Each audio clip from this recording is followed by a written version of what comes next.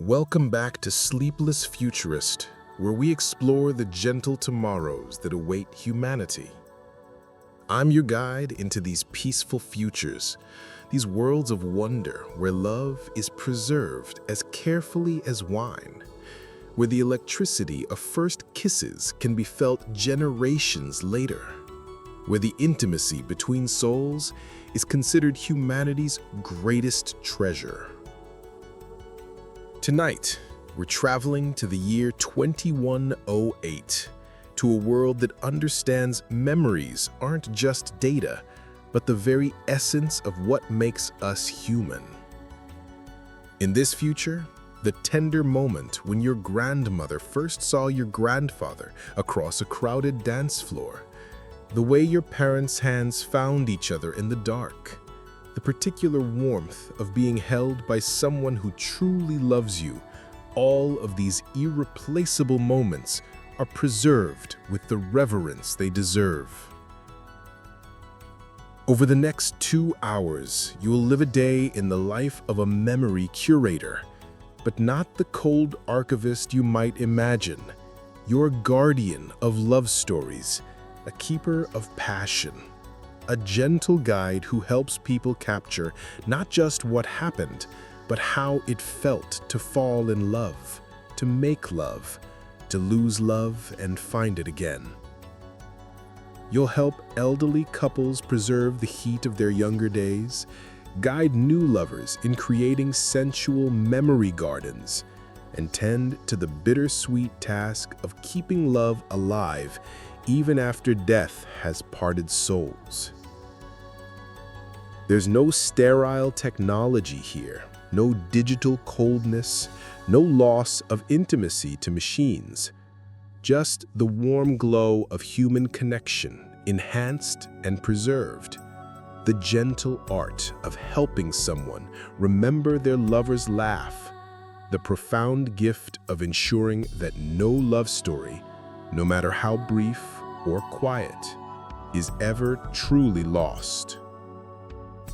So settle in, let your breathing slow, and prepare to drift into a future where every kiss is a poem worth preserving, where the memory of skin against skin is handled with sacred care, where love in all its forms, passionate, gentle, fierce, tender, is recognized as the thread that weaves humanity together across time. Your journey into the heart of human memory begins now. Opening. Morning light plays across your lover's sleeping face, and you take a moment just to watch, just to memorize. After 5 years together, Kai's features are as familiar as your own reflection. But you've learned that familiarity can blind us to beauty, so you practice what you teach, really seeing the way their dark hair falls across the pillow, the small scar above their left eyebrow from a childhood accident, the way their lips curve slightly upward even in sleep, as if they're dreaming something sweet. Your apartment in the Memory Quarter is designed for lovers who understand that every moment together is worth preserving. The walls can replay any memory you've chosen to share, and right now, they show a soft loop from last weekend, the two of you dancing in the kitchen to no music, just swaying together while breakfast burned on the stove. You'd saved that memory not for its perfection, but for its ordinariness, the kind of small moment that makes a life. Kai stirs, eyes opening slowly, finding yours immediately. "Watching me again?" they murmur, voice husky with sleep. "Always," you admit, leaning in for the kind of kiss that would scandalize your professional title. Memory curators are supposed to be observers, archivists, but you know better. The best curators are those who understand memories from the inside, who know how it feels to create moments worth preserving. "What time is your first appointment?" Kai asks, stretching in a way that makes you consider calling in sick. "Not until 9. Elena and David want help preserving their honeymoon memories before her memory condition progresses." Kai's expression softens. They know how these sessions affect you, the bittersweet work of helping couples race against forgetting. "The couple from New Venice?" You nod, remembering their intake session. Married 60 years, still holding hands like teenagers. But Elena's memories have begun to fade, like old photographs. They want to preserve not just the facts of their love, but the feeling of it, while she can still access the emotional truth, even if the details have blurred. "I'll make breakfast," Elena offers, knowing you need good fuel for emotionally intensive days. As they slip from bed, unself-conscious in their nakedness after years of intimacy, you appreciate again how lucky you are. Not everyone finds someone willing to love a person who spends their days immersed in other people's most intimate memories. You rise and prepare for the day, choosing clothes that are professional but soft, nothing that rustles or distracts when you're helping someone navigate vulnerable memories. In the shower, you let the warm water ground you in your own body, your own present moment. It's too easy for memory curators to get lost in other people's pasts. Over breakfast, you and Kai perform your morning ritual.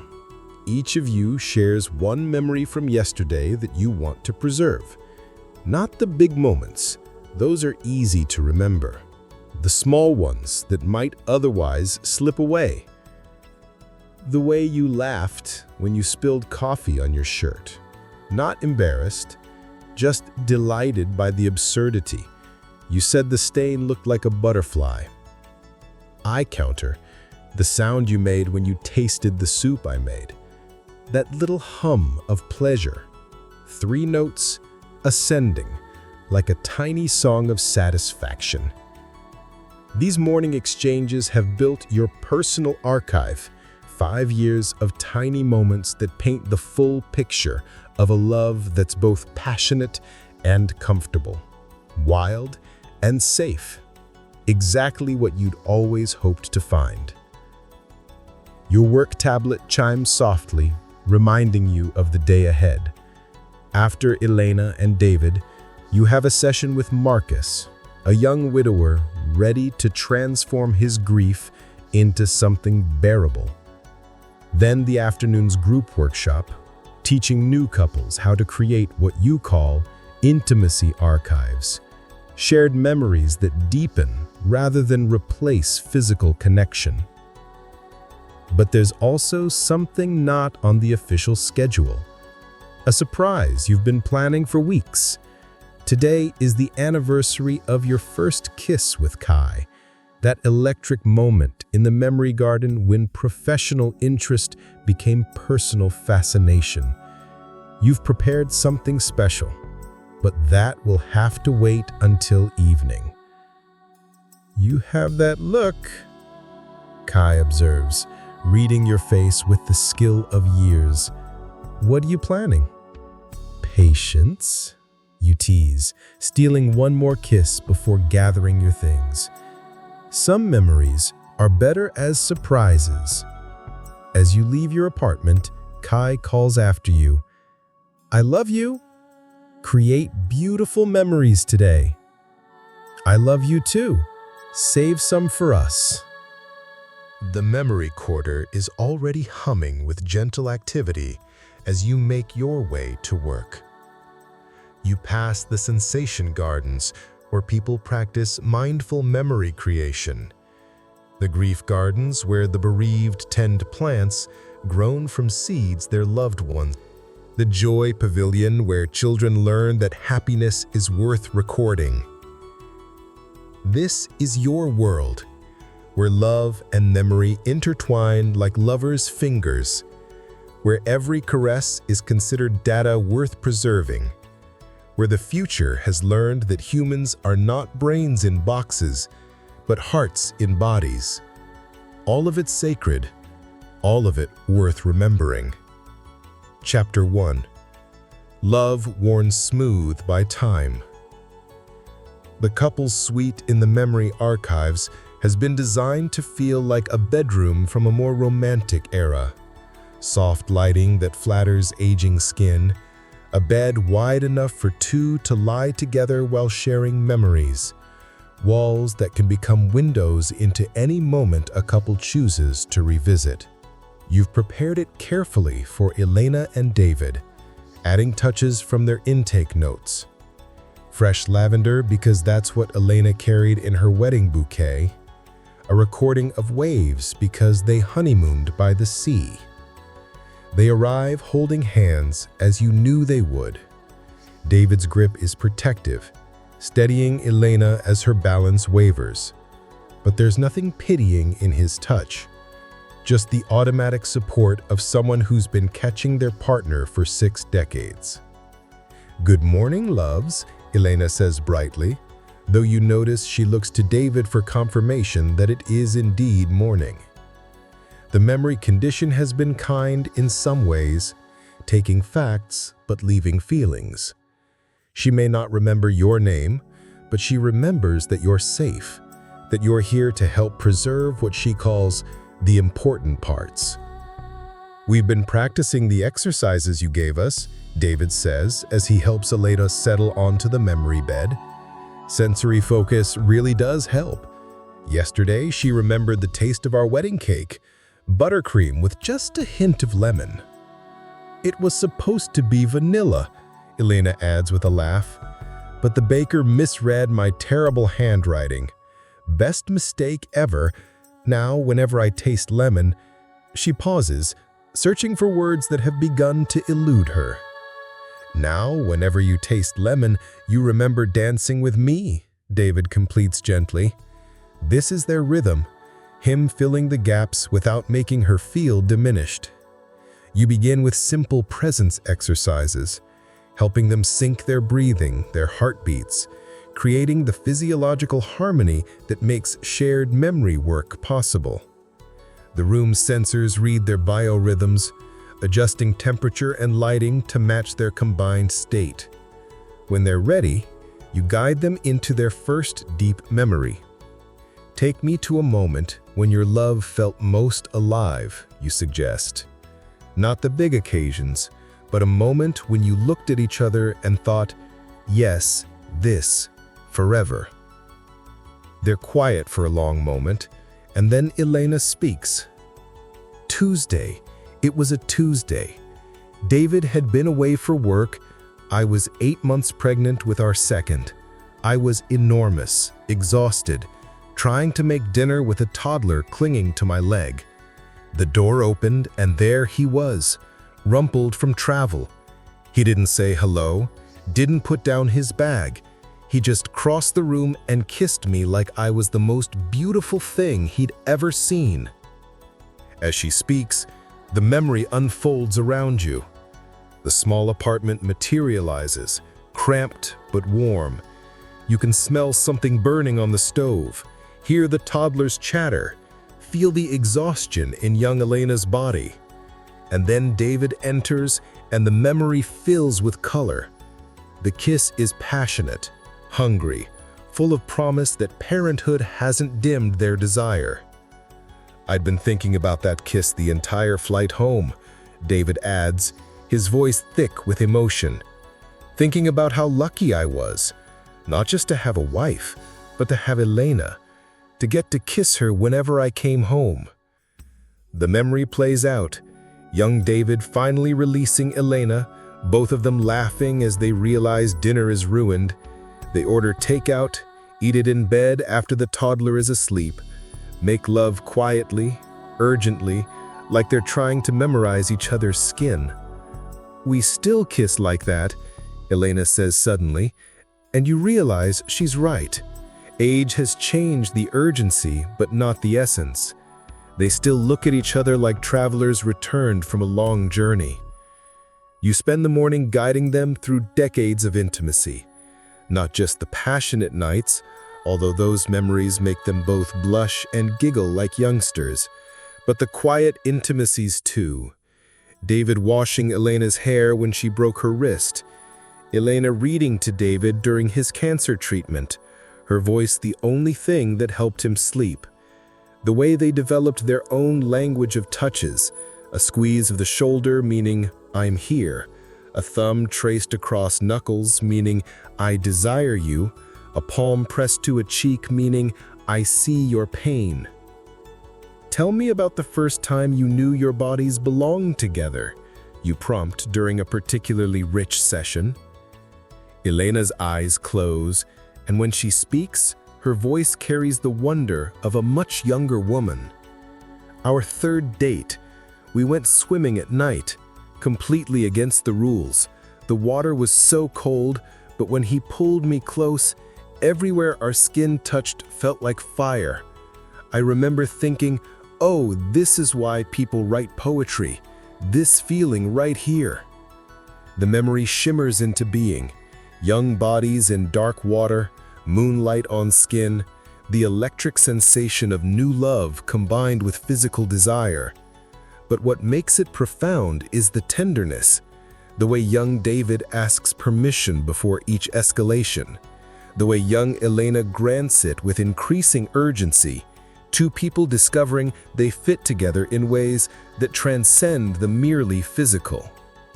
60 years later, and cold water still makes me think of that night, David murmurs, bringing Elena's hand to his lips. As the morning progresses, you help them build what you call a sensory memory palace, a collection of touches, tastes, scents, sounds that can unlock their shared history even when words fail. The soap David uses that's been discontinued 3 times, but he keeps finding because Elena loves how it smells on his skin. The particular weight of Elena's head on David's shoulder that means she's truly relaxed. The way they breathe in unison when they sleep, a rhythm developed over thousands of nights. What about the hard times? The memories that hurt, but are still part of your love story. They exchange a look that holds entire conversations. Elena nods slightly. "The miscarriage," David says quietly. "Our third pregnancy. 5 months along, we'd felt him kick. The memory that forms is gentler, hazier, protective. A hospital room, Elena's face ravaged by grief, David climbing into the narrow bed despite nurses' protests, holding her while she shakes with sobs that seem too large for her body to contain. He held me for 16 hours, Elena remembers. Didn't speak, didn't try to fix it, just held me while I broke apart. That's when I knew, really knew, that he was my forever person. Anyone can love you when you're shining. It takes someone special to love you when you're shattered." These harder memories weave through the joy, creating a full picture of a love that's been tested and proven. The year David lost his job and Elena worked 3 shifts to keep them afloat. The fights about money, about children, about whose turn it was to be strong, but always, always the return to each other. "Show me how you've kept passion alive," you encourage, as the session nears its end. "So many couples let that fade." Elena laughs, a sound like silver bells. "Oh, honey, the passion didn't fade. It just deepened, like wine getting better. Right, my love?" David's response is to pull her close for a kiss that makes you politely study your tablet. When they part, both are breathing harder. "Last night," Elena says with a wicked smile, "save last night. I may forget the details, but I want to remember the feeling of being desired at 78. You help them preserve not the explicit details, but the emotional truth. That desire can age into something richer than youth knows. The confidence of bodies that know each other's secrets, the playfulness that comes from perfect trust, the profound intimacy of being truly seen, wrinkles and scars and all, and still being wanted. As the session ends, you create their memory archive, multiple access points for different needs, the full sensory collection for when Elena needs help remembering, specific touch-triggered memories David can activate by holding her in certain ways, a simplified emotional essence for when details become too difficult but feelings remain. "Will this be enough?" David asks quietly while Elena rests. When her memory goes completely? "The memories aren't the only gift," you remind him gently. "You're teaching her body to remember. Every time you kiss her like you did on that Tuesday, every time you hold her through grief, you're creating pathways that go deeper than conscious memory. Love lives in the body as much as the mind." They leave as they arrived, hand in hand, but something has shifted. They walk like people who've been reminded of their own preciousness. At the door, Elena turns back. "That young couple next week, the ones getting married, tell them to pay attention, to really feel it, because someday they'll be us, trying to hold on to moments that seemed so ordinary at the time." After they go, you sit in the quiet suite, surrounded by the afterglow of a love that's lasted 60 years. This is why you do this work, to honor these stories, to ensure that love like theirs isn't lost to time or disease or death, but also to learn, to understand what makes some love last while others fade. You think of Kai, of the way they looked sleeping this morning, and promise yourself to pay attention, to really feel it, because Elena is right. Someday you'll be the one trying to preserve moments that seem so ordinary now. Your tablet chimes. Marcus will arrive soon. A different kind of love story, one interrupted by death, but not ended. You reconfigure the room. Less bedroom and more sanctuary. Where Elena and David needed to preserve passion, Marcus needs to transform it, to find a way to carry his late wife's memory that honors the past without trapping him there. This is the full spectrum of your work, helping people save love, heal from love, open to love again. Each story teaching you more about the endless ways humans connect, desire, grieve, and ultimately choose to keep their hearts open despite the certainty of loss. The morning light has shifted, casting new patterns on the floor. You breathe deeply, centering yourself for the next story, the next heart entrusted to your care. Outside, the Memory Curator continues its gentle business, but here in this room dedicated to love, you prepare to once again witness the most profound magic humans create, the decision to love knowing it will end, and the determination to make it matter anyway. Chapter 2. Desire After Death.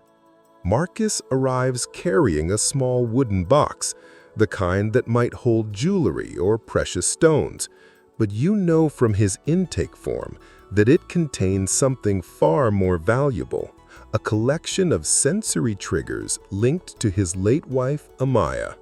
He's 34, young to be widowed, younger still to be working on moving forward. But grief has its own timeline, and after 2 years, he's ready to transform his memories from chains into wings. "I brought the things you asked for," he says, settling into the sanctuary chair with the careful movements of someone carrying invisible wounds. "Though I'm not sure I'm ready to open it." "Ready is a myth," you say gently, positioning yourself where he can see you without feeling scrutinized. We're never ready for the big things. We just choose to begin anyway. The room has configured itself to his emotional state. Walls the color of dawn, neither day nor night, but the liminal space between. Soft music plays, nothing recognizable that might trigger unexpected memories, just gentle sounds that support without directing. Marcus opens the box with trembling fingers. Inside, carefully wrapped, are tokens of a love cut short, a silk scarf that still carries her perfume, a guitar pick from the concert where they met, a smooth stone from their honeymoon beach, and at the bottom, a sealed envelope marked "For After." She wrote it when she got the diagnosis, said I'd know when after arrived. I think maybe it's now. You guide him through breathing exercises first, helping his nervous system settle enough to engage with the memories without drowning. The biomonitors show his heart rate evening out, his cortisol levels dropping from panic to manageable sadness. Only then do you begin. Tell me about the moment you knew she was your person. Not when you fell in love, but when you knew, deep in your bones, that she was home. His face transforms, grief giving way to a softer expression. 3 months after we met, I got food poisoning, really brutal. She came over to check on me and found me basically dying on the bathroom floor. Instead of being disgusted, she just took care of me, brought me water, cleaned up, and even sang to me. Badly, she had a terrible voice, but she sang anyway because she knew it would make me laugh. The memory forms around you. A small apartment bathroom, Marcus younger and thoroughly miserable, Amaya sitting on the floor beside him, singing off-key versions of love songs. The intimacy is profound, not sexual but deeply physical. The trust required to be that vulnerable, the love required to witness it without flinching. She said anyone could love someone at their best, but real love was holding their hair while they threw up and still wanting to kiss them eventually. Did you, I ask, kiss her after? He laughs, the first genuine joy you've heard from him. 2 days later, longest 2 days of my life, but she was right. Real love includes the messy parts. You spend the next hour exploring their relationship through sensory memories. The way Amaya's hair smelled like coconut oil. How she hummed when she cooked. Never melodies, just random notes that somehow sounded like contentment. The particular temperature of her skin, always slightly warmer than his, making her the perfect sleeping companion on cold nights. "Can you help me with something specific?" Marcus asks suddenly. I can't remember the last time we made love. I mean, I know it was a Tuesday, 3 weeks before she died, but I can't feel it anymore. It's like data without the life in it. This is common with grief, the mind protecting itself by numbing the most intimate memories.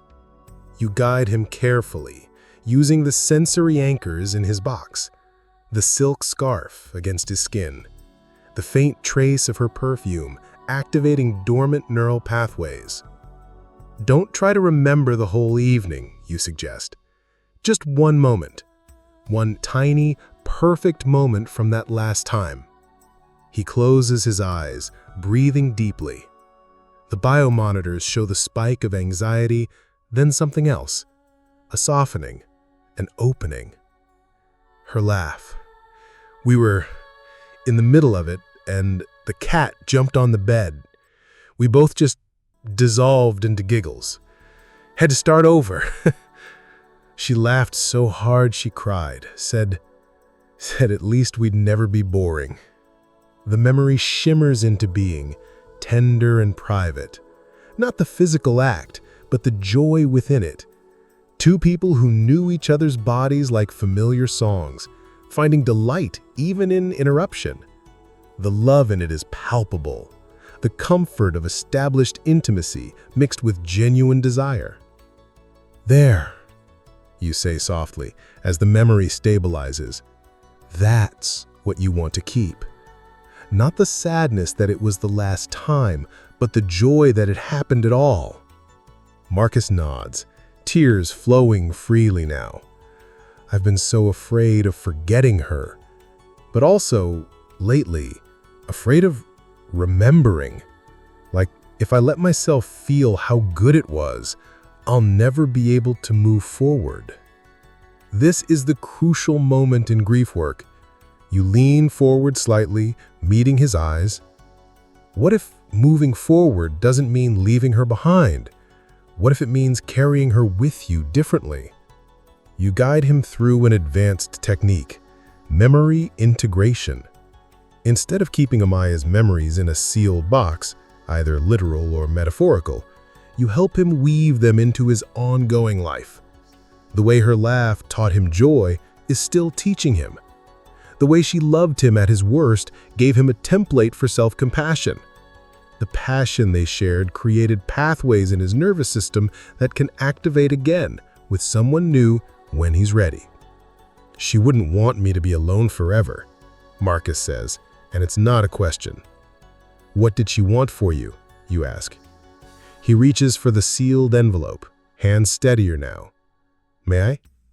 You nod, maintaining supportive presence while he reads. His face cycles through expressions, surprise, tears, eventually a smile that transforms his entire being. She gave me permission. More than that, she gave me instructions.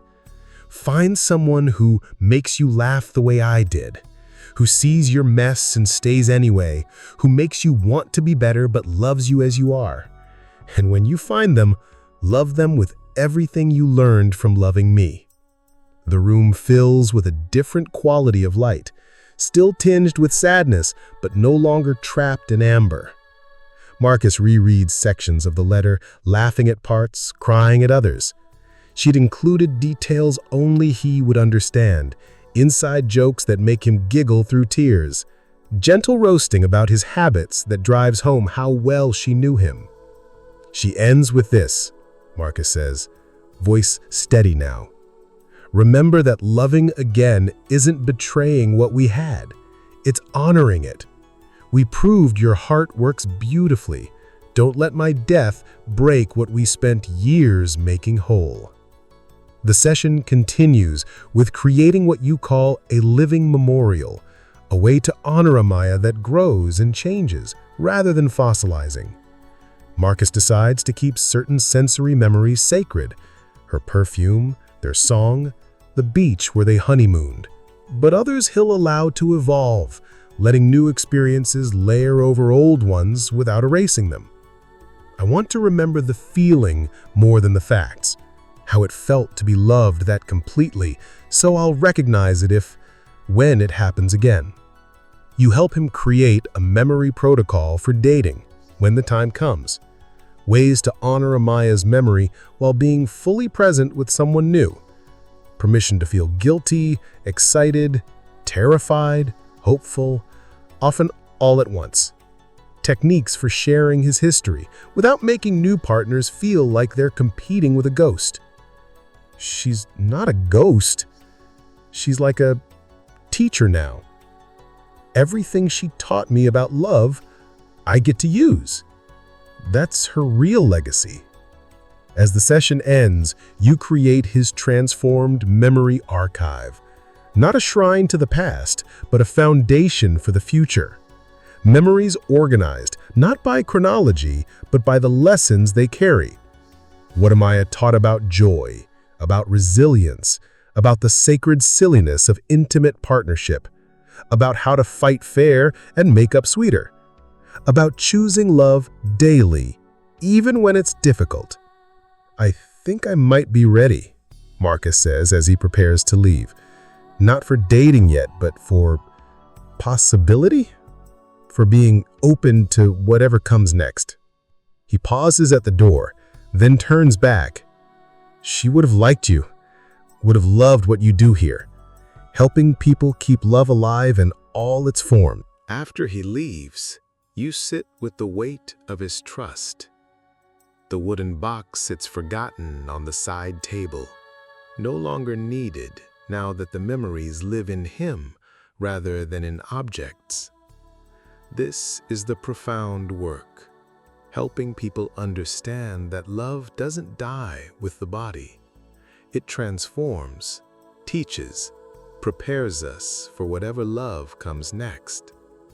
Your tablet shows your afternoon workshop starting soon, but you take a moment to send Kai a message. Thinking of you, grateful for every messy, perfect moment. Their response comes quickly. A photo of the coffee stain from this morning, indeed shaped like a butterfly, with the caption, "Saving this shirt forever now." This is love in the present tense, creating memories even as you live them, knowing they're precious not in spite of their impermanence, but because of it. You touch your chest where your own memory locket rests, containing not just past loves, but present ones, future ones, all the love you've witnessed and held and helped transform. The sanctuary reconfigures itself for group work, the intimate space becoming more open while maintaining its gentleness. Soon it will fill with couples eager to learn the art of conscious memory creation. But for now, you sit in the quiet aftermath of Marcus's courage, honoring the truth that love persists, changes form, and flows forward like a river that can change course but never stops moving toward the sea. Chapter 3. The Art of Intimate Archives. The workshop space fills with the particular energy of new couples, that mix of nervousness and excitement that comes from publicly acknowledging intimacy. 8 pairs have signed up for Creating Conscious Connections, your workshop on building what you call intimate archives, shared memories that deepen physical and emotional connection rather than replacing it with digital shadows. They arrange themselves on the comfortable floor cushions, some couples melding into each other, others maintaining careful space that speaks of relationships still finding their rhythm. You recognize the range, 6 months to 5 years together, each at different stages of discovering how their specific loves want to grow. Welcome to the art of memory as foreplay, you begin, enjoying the mix of giggles and blushes your directness provokes. Today, we're going to explore how conscious memory creation can enhance every aspect of your connection, including, especially, the physical. A woman in her 40s raises her hand. Is this going to be awkward? Like, are we going to have to share details? Only what feels comfortable, you assure her and the group. Think of this as learning a language of sensation. You'll practice with your partner, privately, but learn the techniques together. You begin with presence exercises, teaching them to truly see each other. Not the casual looking of daily life, but the deep seeing that creates memorable moments. Partners face each other, eyes open, breathing synchronized. The room's atmosphere shifts as nervous giggles give way to genuine connection. The first archive you'll create is what I call the catalog of desire. Not a list of acts, but a living collection of moments when desire sparked between you. The way light hits their collarbone, the sound they make when they stretch in the morning, the precise temperature of their skin when they want you. You guide them through the process, teaching them to notice micro moments of attraction and anchor them with all 5 senses.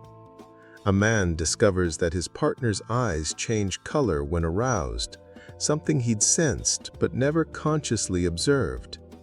A woman realizes her girlfriend's breathing pattern shifts when moving from casual to intimate touch, a tell she can now recognize and respond to.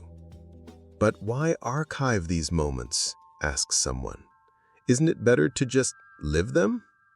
Living and remembering aren't opposites, you explain. When you consciously create memories during intimacy, you're fully present. You notice more, feel more, connect more deeply. And later, these memories become a form of extended foreplay. You can activate desire by accessing the archive, even when physically apart. You demonstrate with volunteer couples, showing how to use memory triggers to enhance connection. A shared scent that recalls their first night together. A specific piece of music that holds the rhythm of their particular passion. The taste of honey that brings back that afternoon when they discovered. The memories become a private language, ways to communicate desire without words. In public, a specific touch can activate a shared memory, creating connection invisible to others but electric between you. The couples practice creating simple sensory anchors. One pair chooses the scent of jasmine, breathing it together while holding a particularly tender gaze. Another uses touch, mapping the exact pressure and location that makes their partner's breath catch. You guide them in making these anchors precise, repeatable, but also flexible enough to evolve. "What about when sex becomes routine?" asks a couple who've been together 4 years. "We love each other, but the spark." "Perfect question," you respond. "Routine isn't the enemy, unconsciousness is. Let me teach you about familiar novelty." You guide them through an advanced technique, taking a familiar intimate act and experiencing it as if for the first time. Not pretending ignorance, but cultivating what Buddhists call beginner's mind. One couple who've kissed thousands of times spend 10 minutes on a single kiss, discovering new textures, pressures, angles, rhythms. Their breathless amazement afterward makes the whole room lean in. "Oh my God," one whispers. "How did I never notice that spot where his upper lip dips?" 23 years together," another laughs. "And I just found out she has a sensitive spot behind her left knee? 23 years?" The afternoon progresses into more vulnerable territory. You teach them to create archives not just of passion, but of tender awkwardness. The moments when bodies don't cooperate, when laughter interrupts lust, when trying something new goes hilariously wrong. These memories, often avoided, actually deepen trust and intimacy. "Our worst sex ever," one brave soul shares, "ended up being our best connection. Everything went wrong. We laughed until we cried, then just held each other. That's when I knew we were solid."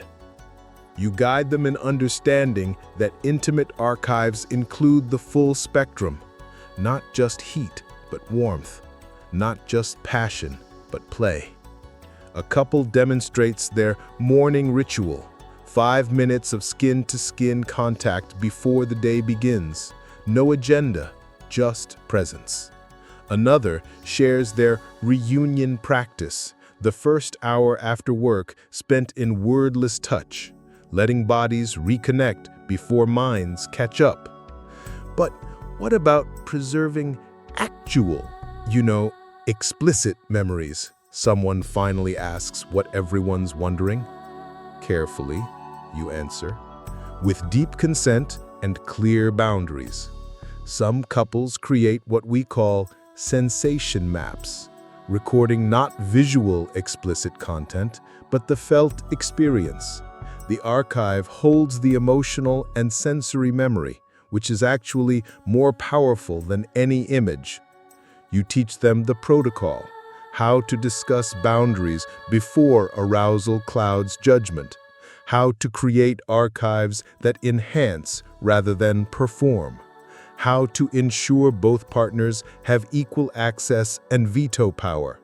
The technology exists to capture incredible detail, but wisdom lies in choosing what serves the relationship versus what serves ego or insecurity. A younger couple raises concerns about comparison. What if we archive our best times and then everything else feels lacking? Beautiful awareness, you praise. That's why we archive the ordinary too. Tuesday morning quickies, tired but willing intimacy, the times when love is choice more than passion. These memories teach us that connection has seasons, all valuable, all part of the whole. As the workshop nears its end, you guide them through creating their first shared intimate memory. Nothing explicitly sexual, but deeply sensual. Partners feed each other berries, slowly, noting the interplay of taste and desire. They trace patterns on each other's skin with fingertips, creating temporary art that only they will remember. They breathe each other's names, letting sound become touch.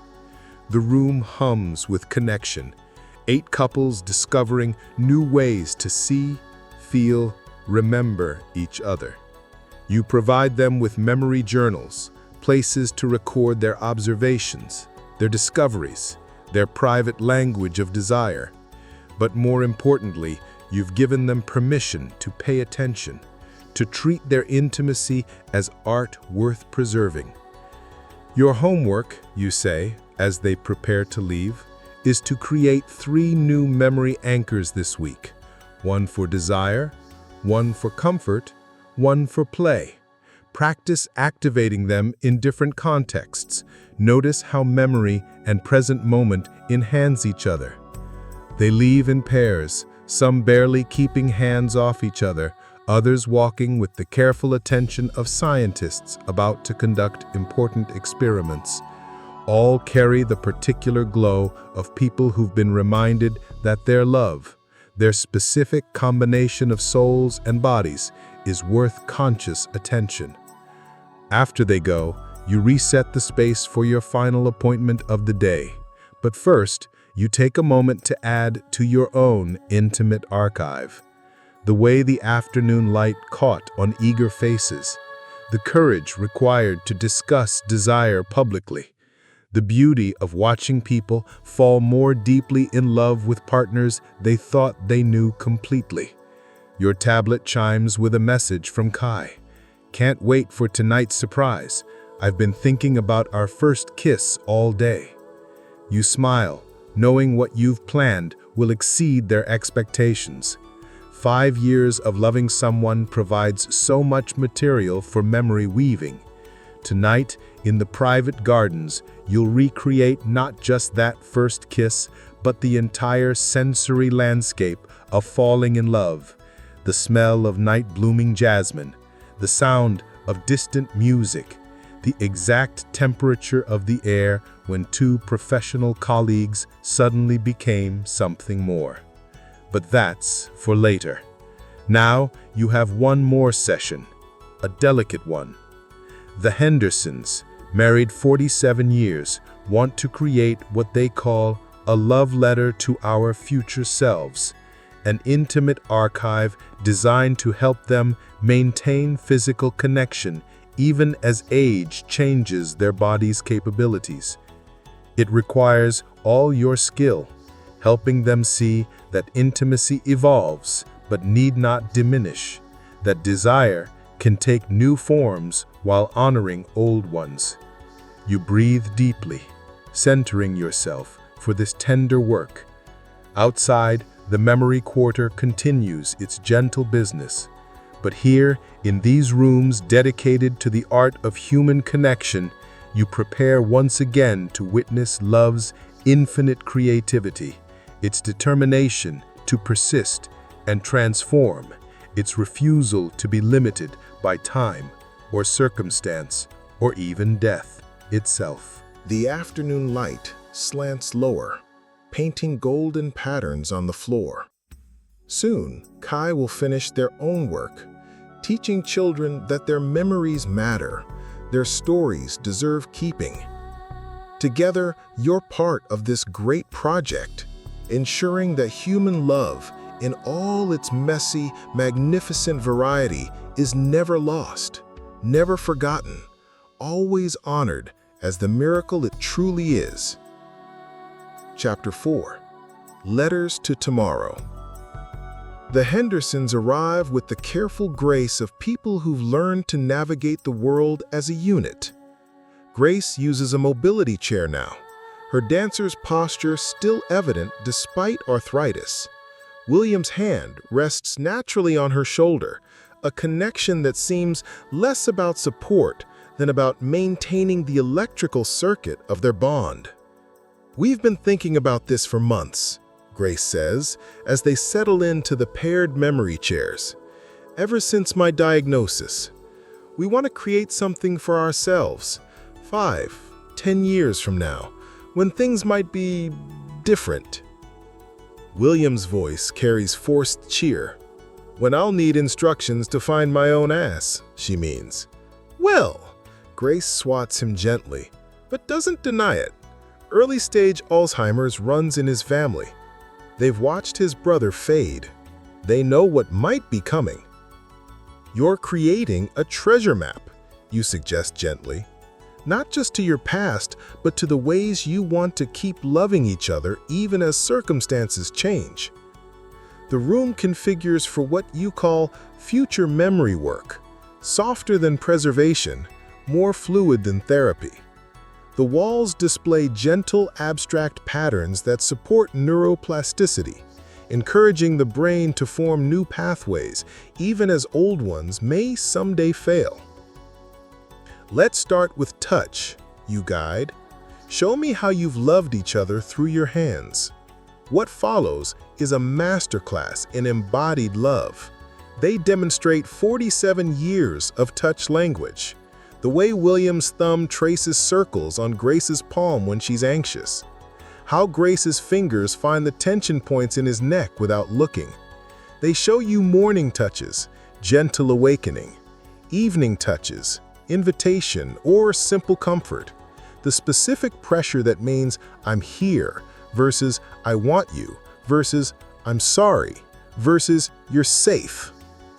"When words go, we'll still have this," Grace says quietly. You help them create what you call a touch archive, recording not just the gestures, but the emotional content. Using advanced haptic technology, you capture the exact pressure, temperature, rhythm of their touches. Future William, confused and frightened, will be able to feel Grace's calming touch even if he can't remember her name. Future Grace, body failing, will be able to activate William's caress through assistive technology. "Now, show me how you play," you request, "the joy between you." They exchange mischievous looks. William produces a harmonica from his pocket, plays a hilariously bad rendition of their wedding song. Grace laughs, the sound still young despite her years, and begins a seated dance, shoulders shimmying, hands painting patterns in the air. "This," she says breathlessly, "save this. When I can't dance anymore, I want to remember that I'm a dancer. When he can't remember the notes, I want him to know he made music." The archive grows richer. Their terrible joke competition, 47 years of puns that make them laugh and everyone else groan. The way they cook together, a choreographed dance around their kitchen. Their bedtime ritual, reading to each other, voices weaving into the prelude to sleep, or sometimes more. About that, William says with remarkable directness, "We're not done yet. The body's willing even when it's weird. Should we archive that too? If it serves your future selves, what do you want to remember?" What they share is profound in its honesty. How desire has changed but not disappeared. the creativity required as bodies age, positions abandoned and new ones discovered, the humor essential when things don't work as they once did, the deep satisfaction of knowing exactly how to please someone after decades of practice. "I want future me to remember that she's beautiful," William says, eyes locked on Grace, "that every line, every soft spot, every scar is a map of our life together, that I've never wanted anyone else. I want future me to remember that sex isn't just intercourse, that we've made love 1,000 ways, with hands, with words, with laughter, sometimes just by breathing together." You help them create what might be your most tender archive yet.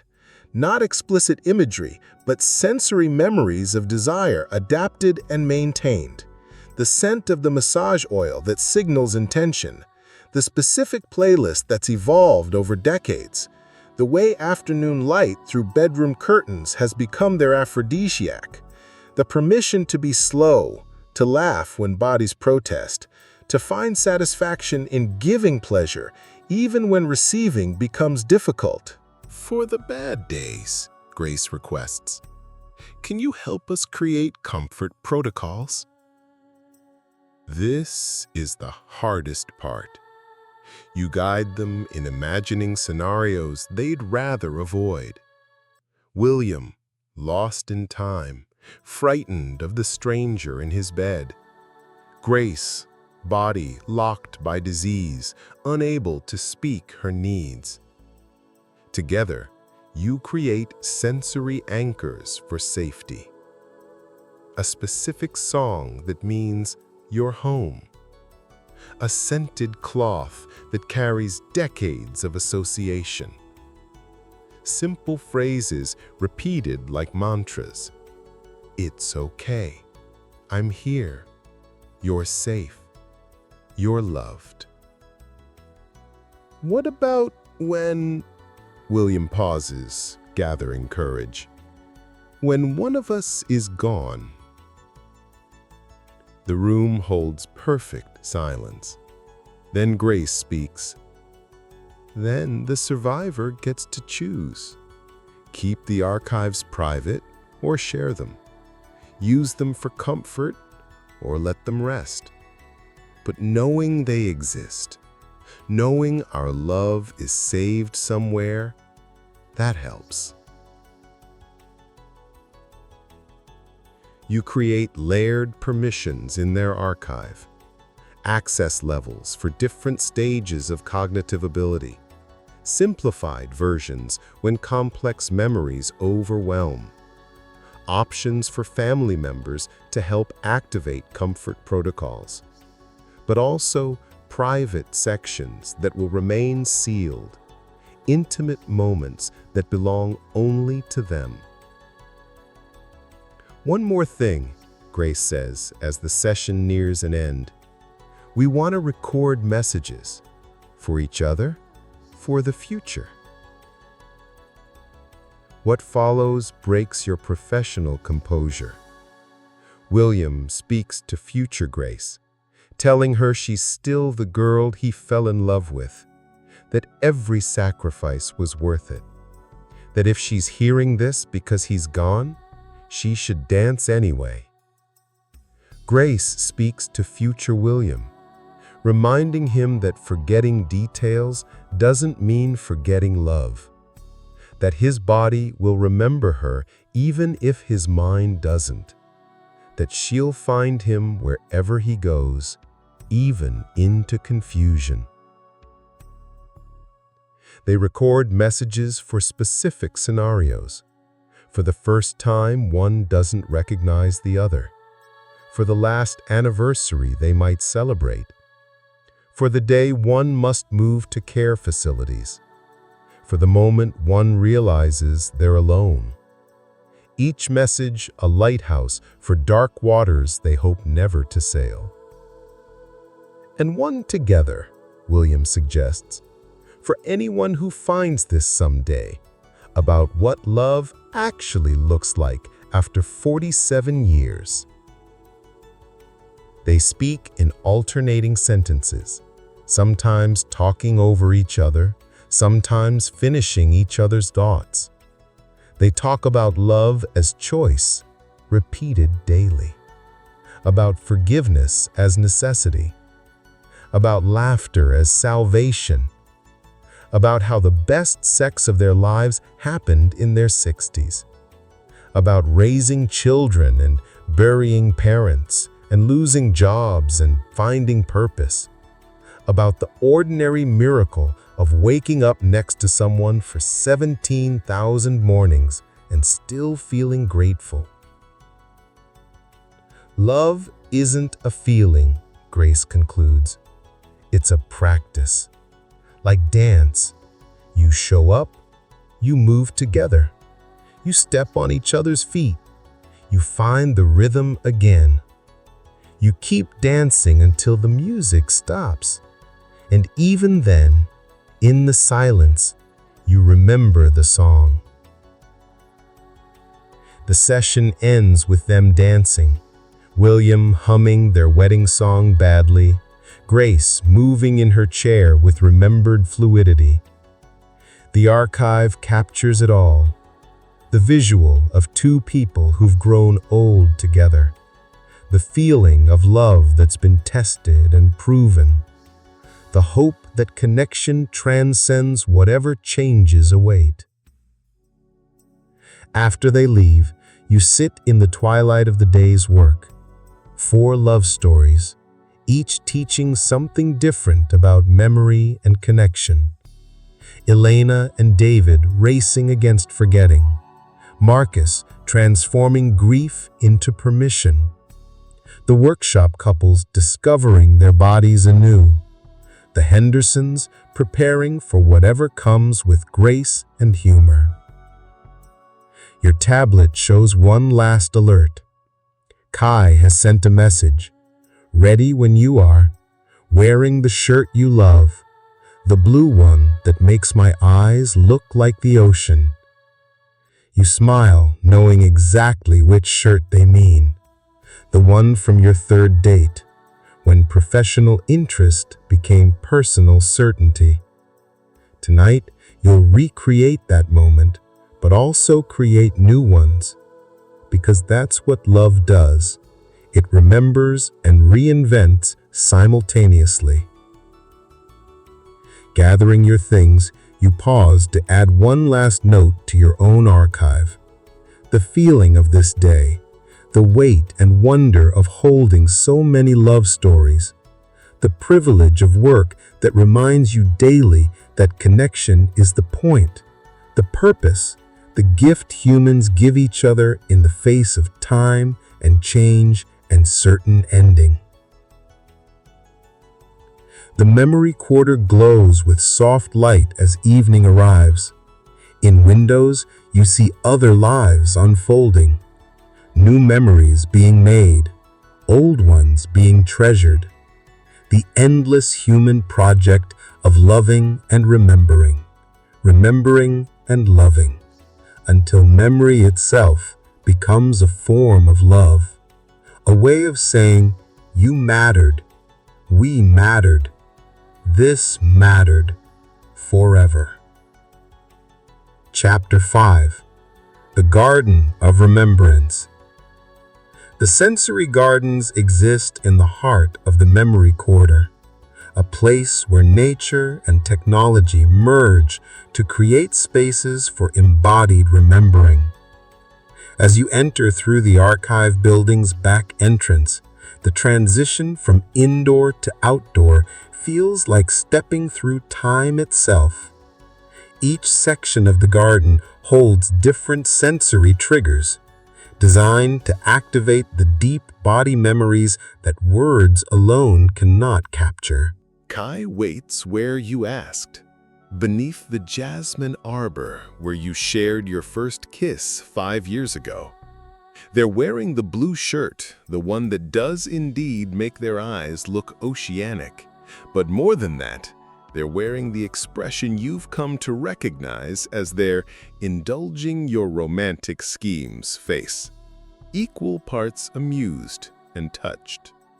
So mysterious with your instructions, they tease as you approach. Meet me where we began. Wear the shirt. Bring an open heart. Patience, you say, taking their hand. Trust the process. You've spent weeks preparing this, not just recreating your first kiss, but weaving together 5 years of memories into something new. The garden's systems respond to your biosignatures, recognizing you as a bonded pair, activating the couples protocol that allows for shared sensory experiences. Close your eyes, you instruct. Breathe with me. Remember. The garden's scent synthesizers activate, releasing the exact fragrance of that night 5 years ago. Night-blooming jasmine, but also the subtle notes often forgotten. Fresh-cut grass from the afternoon mowing, the faint tang of the wine you'd shared at the archives reception, the clean scent of Kai's shampoo when you'd leaned close to hear them over the music. Oh, Kai breathes, eyes still closed. How do you remember it so perfectly?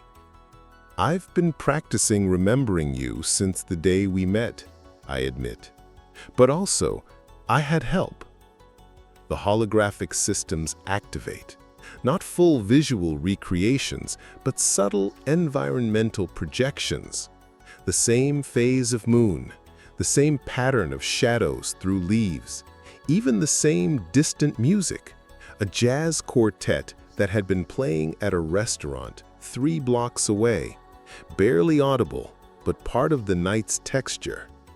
Now open your eyes, you whisper. Kai obeys, gasping softly at what you've created.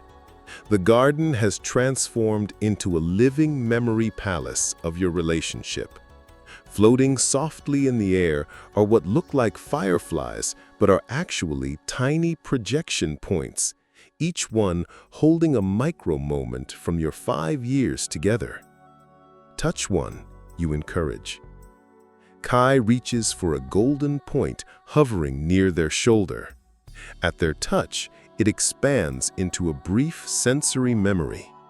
The morning they brought you coffee in bed after your first night together. The ceramic warm against palms. The taste of perfectly sweetened comfort. The sound of rain against windows, making the world feel private.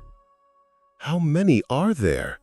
Kai asks in wonder, spinning slowly to see points of light scattered like constellations around you. 1 for each day we've been together. 1,826 memories. Our entire love story, written in light. They pull you close, eyes bright with unshed tears. You magnificent romantic fool! When did you even do this? Every morning for 5 years. Our ritual, remember? One memory from yesterday worth keeping. I kept them all. What follows is a dance through time. Kai touches memory after memory, some making them laugh, others bringing tears, all deepening the present moment. The first time you cooked together and set off the smoke alarm, your disastrous camping trip that became legendary for all the wrong reasons. The night they held you through grief when your mentor died. The morning you both said, "I love you," at exactly the same moment. But these aren't just the big moments, Kai observes, touching a simple point that holds nothing more than the two of you folding laundry together. You save the ordinary too. The ordinary is extraordinary when it's with you, you say, meaning every word. The garden provides a natural path through the memories, chronological but also thematic. Early memories cluster near the jasmine, all tinted with new love's particular gold. Harder memories gather near the reflection pool, times you fought, misunderstood, almost lost each other but chose to stay. Recent memories float higher, requiring reaching, stretching, moving together to access. Wait, Kai says suddenly. Today's memory isn't here. We're living it right now. Exactly, you confirm, which brings me to the real surprise. You guide them to the garden center, where a new tree has been planted, young still but healthy, its roots already deep. A hybrid variety developed specifically for the memory gardens, able to hold and replay sensory information through its growth patterns. This is our memory tree, you explain. Every year on this date, we'll come here, add new memories to its roots. As it grows, it will literally hold our love story in its rings. Decades from now, when we're the Henderson's age, we can touch this bark and feel tonight. Feel young. Feel this exact moment when our love was 5 years old and still discovering itself. Kai circles the tree slowly, understanding dawning.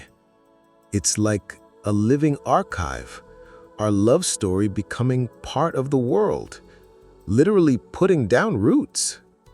And more, you add, producing a small vial from your pocket. These are seeds from the same hybrid. Someday, if we choose, if we have children or students or simply people we want to gift with hope, we can give them seeds from our tree. Let them grow their own love stories, create a forest of human connection. The evening has deepened around you. Other couples move through distant parts of the garden, some loud with new love, others quiet with deep knowing. The memory lights still dance around you, but softer now, like the banked embers of a fire that will burn forever. I have something for you too, Kai says, suddenly shy. I wasn't sure when to, but this seems right. They produce a small device, one of the new neural recorders that can capture emotional states without invasive interface. I've been recording how you make me feel, not memories of events, but the feeling of being loved by you. The exact neurochemical signature of safety, desire, home. I want you to have it, so on days when I'm grumpy or distant or just human, you can remember. Not what I do, but how I feel about you underneath everything. The gift breaks you in the best way. You activate the device, feeling the rush of Kai's love as direct sensation. Not your interpretation of their feelings, but the feelings themselves, warm and certain and tinged with desire that 5 years hasn't dimmed. I love you, you say, words insufficient but necessary. Past, present, future tense, in all the ways humans have figured out and the ones we're still discovering. I love you too, Kai responds. Thank you for making sure we remember. All of it, even the laundry folding. You stay in the garden as night fully arrives. The memory lights dim to accommodate other couples seeking privacy. Your tree stands witness to promises made without words.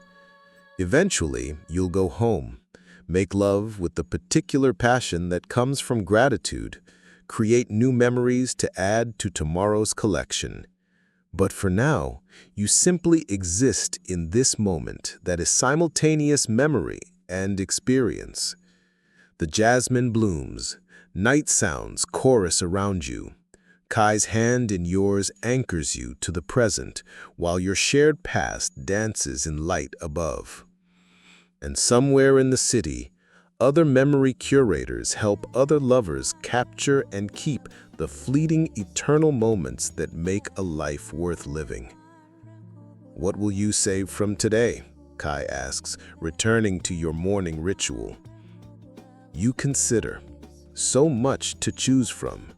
The Hendersons' courage, Marcus's breakthrough, the workshop participants discovering their bodies anew, this garden, this tree, this person who knows you completely and chooses you daily. The way you looked when you saw the memory lights, like wonder and love had the same face, you decide. "And you ask in return. Kai smiles, the expression you've memorized 1,000 times but still find new. "The moment I realized you've been curating us, that our love is your masterwork, that I get to be art and artist and gallery all at once." A night bird calls from your memory tree, already making it home. Soon others will nest there, seasons will cycle, the tree will grow, your love will deepen and change and endure. And through it all, you'll remember, not just what happened, but how it felt, not just the facts, but the truth. This is the gift of conscious memory, every moment mattering, every touch a future gift, every word a seed planted in tomorrow's garden. You are memory curators by profession, but lovers by choice. And tonight, in this garden where technology serves romance, you choose to remember and create simultaneously, forever and right now. World without end. Chapter 6. Night's Deep Archive. Your apartment welcomes you back with the soft light of recognition, walls displaying a rotation of memories from the evening, the garden, the tree, Kai's face illuminated by memory fireflies. But the system knows your patterns, knows that after emotionally intense days, you need what you call integration time. So it keeps the displays subtle, supportive rather than overwhelming. "Shower first," Kai suggests, already moving toward the bedroom. "Together, I want to wash this day off you and into you at the same time." The bathroom becomes a sanctuary, water falling like rain you can control. Kai's hands in your hair, washing away the weight of holding others' memories while grounding you in your own body. You return the favor, mapping familiar territory with soap and attention, noting new freckles, the way their muscle tension tells the story of their own day working with children's memories. "Tell me about your day," you request, realizing you've been so focused on your surprise you haven't asked. What memories did the children bring? Kai's work focuses on helping young people understand that their experiences matter, that childhood isn't just preparation for real life, but life itself. They tell you about 8-year-old Amira, who wanted to preserve the sound of her grandmother's breathing, the specific rhythm that helps her sleep. About teenage Marcus, no relation to your client, desperate to hold on to his first kiss before the details fade. About the siblings creating a shared archive of their made-up language, preserving a childhood world before growing up separates them. "The beautiful thing," Kai says, hands pausing in their ministrations, "is how instinctively children understand memory as gift. They don't hoard, they share. Save this for when I'm old. Keep this for my little sister. Remember this in case I forget." They know impermanence without fearing it. The shower becomes its own memory, water and warmth, and the particular intimacy of daily care. You've showered together hundreds of times, but tonight you're conscious of creating archives. The way water traces Kai's collarbone, the sound of contentment they make when you find the knot between their shoulders, the exact temperature that makes you both sigh with pleasure. Clean and wrapped in soft robes, you move to the bedroom. But this isn't a rush toward sex. It's the slower dance of established lovers who know anticipation enhances pleasure. Kai makes tea while you light candles, not for romance, but for the specific quality of light that makes skin glow. You put on music, the playlist that's evolved over 5 years. Songs that accidentally became yours through proximity and repetition. "I've been thinking," Kai says, settling beside you on the bed with tea steaming between their palms, "about what the Hendersons said, love as practice. We're good at the big gestures, memory gardens and surprise anniversaries, but what about the daily practice?" "What do you mean?" "I mean, we save a memory every morning, but what about presence? Sometimes I think we're so focused on preserving moments, we forget to fully live them." It's a gentle challenge, the kind only someone who truly loves you can offer. You consider it seriously. Your work does create a particular lens, always observing, always curating. Even now, part of you is noting the way candlelight turns Kai's skin to gold, filing it away for tomorrow's memory. "You're right," you admit. "I've become a professional rememberer. But maybe tonight we practice forgetting?" Kai's eyebrows rise. "Forgetting?" "Not forgetting like loss, forgetting like trust. Trusting that this moment doesn't need to be saved, because we're living it so fully it becomes part of us. No conscious archiving, no mental notes, just us." "Just us," Kai agrees, setting aside her tea. What follows breaks the patterns of 5 years. No one says, "Remember this," or "save that feeling." You touch without cataloging, kiss without comparing to other kisses, make love without the subtle distance of observation. It's terrifying, this release of control, but also liberating. You discover textures you'd stopped noticing, sounds you'd filtered out, the way time dilates when you're truly present, minutes becoming hours, becoming heartbeats. Kai's body is both map and territory, known and mysterious. 5 years have taught you their preferences, their rhythms, their particular language of pleasure. But tonight you approach them like a stranger might, curious and attentive, assuming nothing. They do the same, rediscovering your edges and softnesses, the places where sensation concentrates, the touches that dissolve boundaries. "Oh," you breathe at one point, surprising yourself. "What?" Kai asks, pausing in their ministrations. "I'd forgotten." "How you taste. I mean, I knew, but I'd made it data. This is different." They understand immediately. The difference between knowing about sweetness and tasting honey, between remembering heat and feeling fire. Their bodies remember what their minds had categorized, moving together with the wisdom of practice, but the wonder of beginners. The night deepens around you. City sounds filter through windows, other lives unfolding in parallel privacy. But here, in this bed that's held your love for 5 years, you practice presence. When thoughts arise about saving sensations, you let them pass.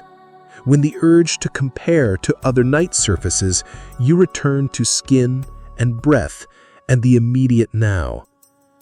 "I love you" becomes a chant, a rhythm, a way of staying anchored in the moment. Not "I love how you" or "I love when you," but simply the essential fact. Love as verb and noun, and entire universe compressed into 3 words. Afterwards, in the tangle of limbs and sheets that marks successful reunion, you both laugh, not at anything specific, but from the joy of it, the absurdity and perfection of being human animals pretending to be civilized until civilization falls away and you're just bodies celebrating existence. "So," Kai says eventually, still breathless, "do we save this?" You consider. The memory curator in you wants to preserve everything, the breakthrough of presence, the rediscovery of wonder, the specific angle of Kai's smile right now. but perhaps the lesson is different. No, you decide. This one lives only in ourselves. No archive but our bodies. The candles have burned low. Your tea sits cold on the nightstand. Outside, the Memory Curator continues its mission of preservation. But here, tonight, you've discovered something equally valuable. That some memories are meant to live only in the moment of their creation. That presence is its own archive. That loving someone means both remembering everything and sometimes choosing to forget everything but the essential truth of connection. One more thing, Kai says, already drifting towards sleep. Tomorrow's morning memory. What do we save from today? You think through the full day, rich with preserved love stories. The Hendersons dancing in their chairs. Marcus reading Amaya's letter. Couples discovering their bodies anew. Your memory garden. This bed. This person. This life you've built from moments both saved and released. The space between, you finally answer. The pause between breathing in and breathing out. When we're neither remembering nor forgetting, just being. Kai agrees, already half asleep. Save the space between. You lie awake a bit longer, feeling the day settle into your bones. Tomorrow you'll return to active curation, helping others capture and preserve their loves. But tonight has taught you something new about your craft. That the best memory curators know not just when to save, but when to let go. When to archive and when to trust the body's own remembering. When to observe and when to dissolve into experience. Kai sleeps beside you, breath evening into the rhythm you know by heart. Their hand rests on your chest, unconscious anchor. You could activate the room's recording systems, capture this perfect piece. Instead, you close your eyes. Let the moment be what it is. Gift yourself the deep rest that comes from trusting that love doesn't need to be preserved to be eternal. It just needs to be lived. Chapter 7. Morning's Memory. You wake before dawn, not to alarms, but to the internal rhythm of someone whose body knows its purposes. Kai still sleeps, curved into you like a question mark finding its answer. The room holds the particular quiet of deep night, that hushed hour when the city itself seems to dream. Your mind catalogs automatically, the weight of Kai's arm across your waist, the symphony of their breathing, the way pre-dawn light silvers their shoulder. Then you catch yourself. Remember last night's lesson about presence over preservation. Instead of filing these details away, you simply feel them. Let them wash through you without trying to hold water in your hands. But something feels different this morning. A settling, a completion, as if the past day has fundamentally shifted how you understand your work, your relationship, your place in the great human project of loving and remembering. Unable to return to sleep, you slip carefully from bed. Kai murmurs but doesn't wake, burrowing deeper into the warm space you've left. You pad to the kitchen, making tea by the light of the city outside. The Memory Curator glows softly, never fully dark, always someone awake tending to the archives of human experience. Your reflection in the window stops you. When did you become this person? Guardian of other people's loves, professional rememberer, someone who spends their days helping others hold on to what matters, while sometimes forgetting to live your own moments fully. But no, that's not fair. Yesterday proved that your work enhances rather than replaces your capacity for connection. Every love story you preserve teaches you more about your own. Every couple you guide shows you new ways to seek high, to see yourself, to see the infinite creativity of human bonding. Your tablet rests on the counter, yesterday's sessions already processed and archived.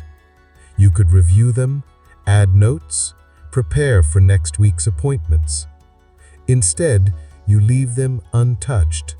This liminal hour belongs to integration, not analysis. The city wakes gradually around you, lights flickering on in distant windows, the first transit pods humming along their tracks.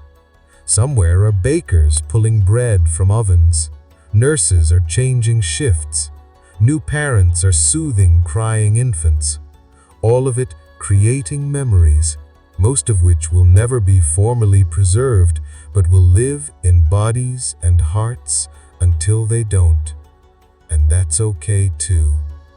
You're philosophizing, Kai says from the doorway, wrapped in the sheet like an ancient oracle. I can tell by the way you're holding your tea. How do I hold tea when I'm philosophizing?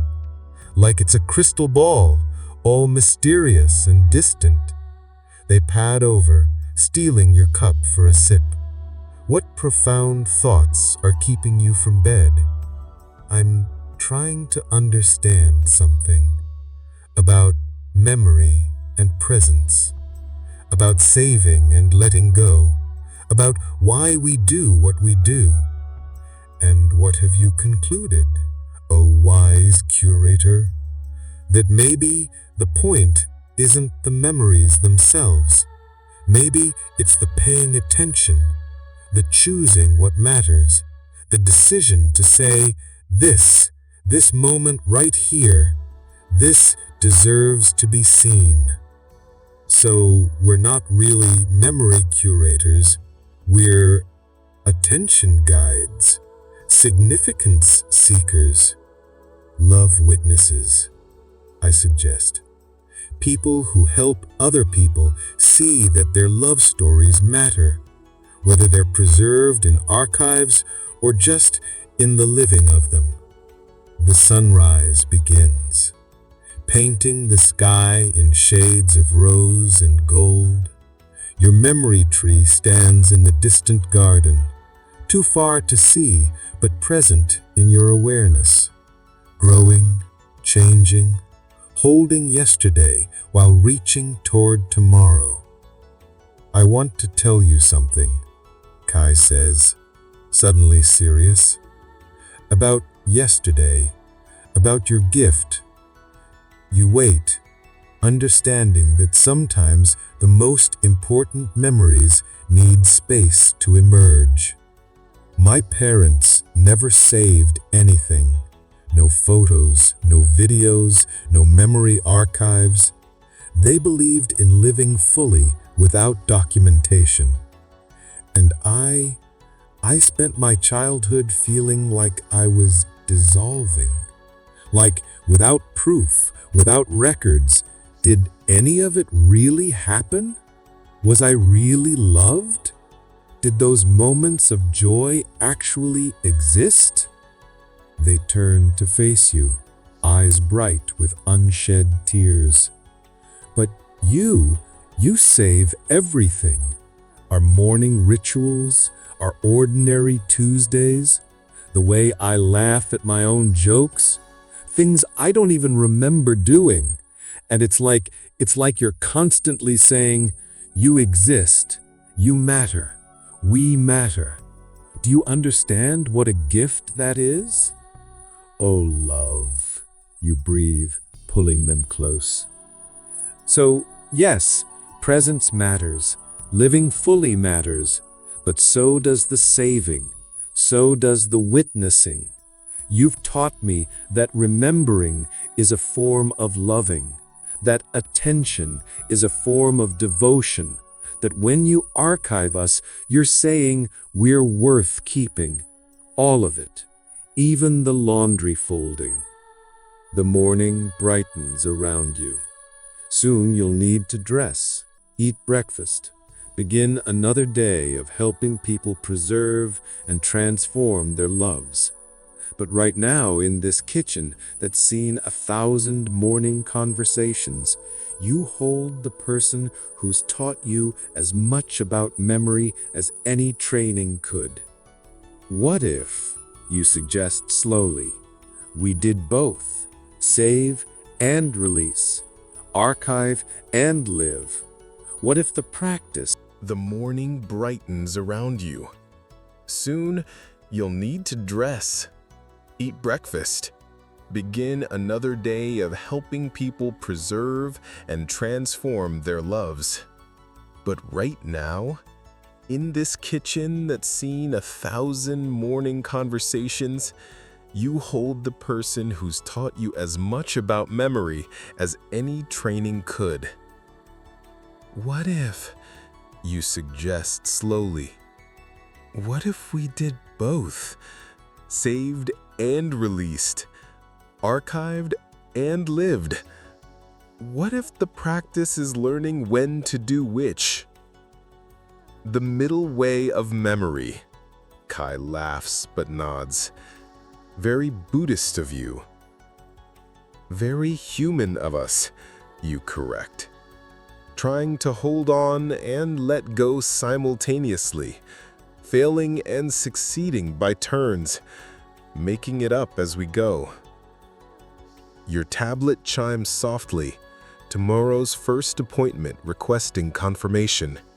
Ms. Martinez, 93 years old, wants to create a sensory legacy for great-grandchildren she'll never meet. Another love story to witness, another trust to hold, another reminder that this work, this calling, this strange profession of helping people remember to remember matters in ways you're still discovering. Breakfast? Kai suggests. Present moment breakfast, where we taste everything and make inappropriate noises and don't worry about saving it for posterity. Yes, you agree. But also, I'm going to remember how you look right now. Sheet toga and morning hair and philosophy face. Not because I'm archiving, just because you're beautiful and I'm human, and this is what humans do. We can't help but try to hold on to what we love. Fair enough, Kai concedes, dropping the sheet entirely. Then, I'm going to remember how you look looking at me. That expression that's equal parts desire and tenderness, the way your pupils dilate, the slight catch in your breath, not for any archive, just for me. Breakfast becomes a dance of presence and memory. You cook together, bodies navigating familiar space with new attention. Every taste is both immediate and eternal. Every casual touch, both ordinary and sacred. This is what you've learned, that memory and experience aren't opposites, but partners, each enhancing the other when held in balance. Later, dressed for your respective days, you perform your morning ritual one more time, each sharing a memory from yesterday worth keeping. But this time, you understand it differently, not as preservation against loss, but as celebration of abundance. Not fear of forgetting, but joy of having lived something worth remembering. The sound of your breathing when you finally let go. When you stopped being a curator and just became my lover. 3 a.m., everything quiet except your breath finding its way home. The taste of your shoulder in the garden. Salt and jasmine and something uniquely you. The way you shivered even though it wasn't cold. These small exchanges, repeated daily for 5 years, have built more than an archive. They've built a practice of attention, a habit of significance, a relationship where nothing is too small to matter, where everything is worth witnessing, where love means both holding on and letting go. As you prepare to leave for your separate days, Kai catches your hand. Hey, I love you. In all tenses, in all ways. Archived and unarchived. Remembered and forgotten. Forever and right now. I love you too. Thank you for teaching me the difference between saving a life and living one. Thank you, they counter, for teaching me there's sometimes the same thing. The memory quarter awaits, full of stories to preserve and transform. Your appointment schedule shows a full day, couples and families and individuals all seeking help holding on to what matters. You'll guide them with new understanding, knowing that the real gift isn't the memories themselves, but the attention that creates them. The decision to see, the choice to witness, the courage to love knowing it will end, and the wisdom to make it eternal through the simple act of paying attention. This is your life, memory curator and human being, lover and beloved, observer and participant, always dancing between saving and releasing, between remembering and living, between the archive of yesterday and the promise of tomorrow.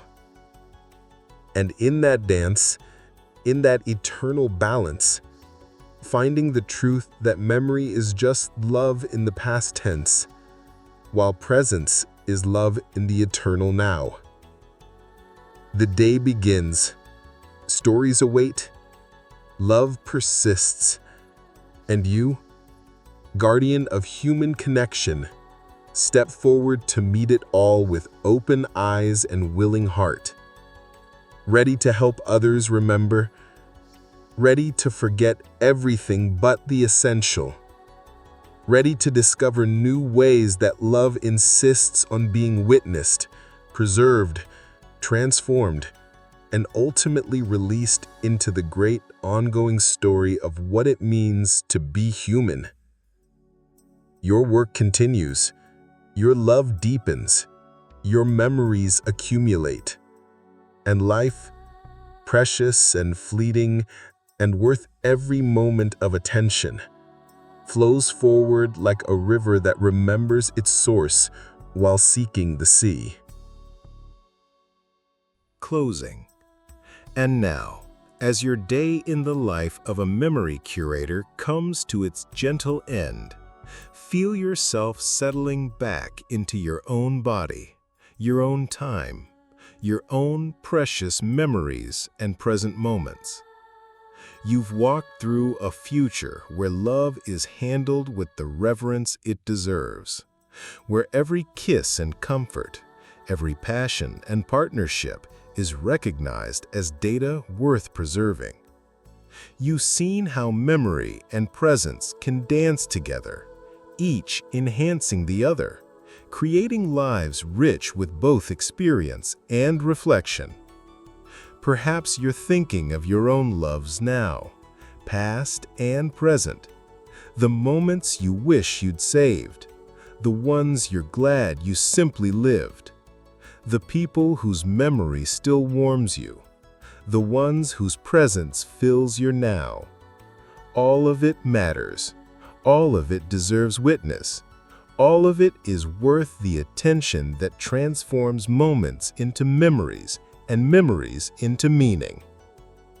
Rest now in the knowledge that your own love stories, however they've unfolded, are sacred, that every touch you remember and every kiss you've forgotten has contributed to the great human archive of connection, that somewhere in the possible future, we might learn to honor all forms of love with the care of these imagined memory curators. Dream tonight of being fully present while fully remembering, of loving with abandon while saving what matters, of the eternal dance between holding on and letting go that makes us beautifully, impossibly, perfectly human. Thank you for joining me in tomorrow's Archives of Love. May your sleep be deep, your dreams be sweet, and may you wake ready to create memories worth keeping, moments worth living, love worth celebrating in all its messy, magnificent, memorable glory. This has been Sleepless Futurist. Until next time, remember to remember, forget to forget, and above all, love like someone in the future is hoping you will. Sweet dreams, makers of memories. Sweet dreams.